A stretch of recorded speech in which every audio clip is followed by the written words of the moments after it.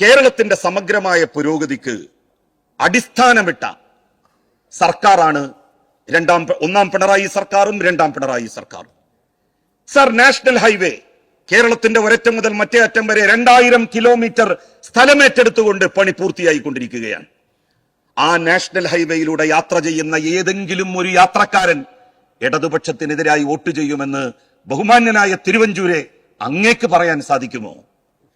പിണറായി വിജയൻ എന്ന് പറയുന്ന ഒരു മനുഷ്യന്റെ നെഞ്ചൂക്കും ചെങ്കൂറ്റവും ഇല്ലായിരുന്നു എങ്കിൽ ആ നാഷണൽ ഹൈവേ ഇവിടെ യാഥാർത്ഥ്യമാകുമായിരുന്നോ? 2000 ഏക്കർ ഭൂമി ഏറ്റെടുക്കാൻ കഴിയുമായിരുന്നോ? UDF സർക്കാർ ഇത് നടക്കില്ലെന്ന് പറഞ്ഞ് പൂട്ടിവെച്ച പദ്ധതിയല്ലേ ഇത്? ഗെയിൽ വാതക പൈപ്പ് ലൈൻ യാഥാർത്ഥ്യമാക്കിയില്ലേ?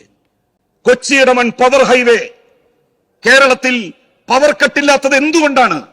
ഒന്നാം പിണറായി സർക്കാരിന്റെ കാലത്ത് കൊച്ചി ഇടമൺ പവർ ഹൈവേ യാഥാർത്ഥ്യമായി.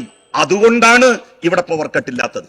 വിഴിഞ്ഞം തുറമുഖം ഇല്ലാതാക്കാൻ വിഴിഞ്ഞത്തെ പോലീസ് സ്റ്റേഷൻ ആക്രമിച്ചില്ലേ? പലരെയും ഇറക്കി വിട്ടില്ലേ ബോധപൂർവം? അവിടെ പകച്ചു നിന്നോ സർക്കാർ?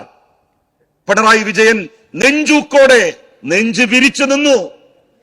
ആ ചെങ്കൂറ്റത്തിന്റെ പിൻബലത്തിലാണ് കേരളത്തിന്റെ വികസനത്തിന്റെ 4 പില്ലറുകൾ ഉയർത്തപ്പെട്ടിരിക്കുന്നത് എന്നുള്ള ഓർമ്മ നിങ്ങൾക്ക് വേണം എന്ന് അഭ്യർത്ഥിച്ചുകൊണ്ട് ഈ നയ പ്രഖ്യാപനത്തിനുള്ള നന്ദി പ്രമേയത്തെ ഞാൻ അനുകൂലിക്കുന്നു. സാർ.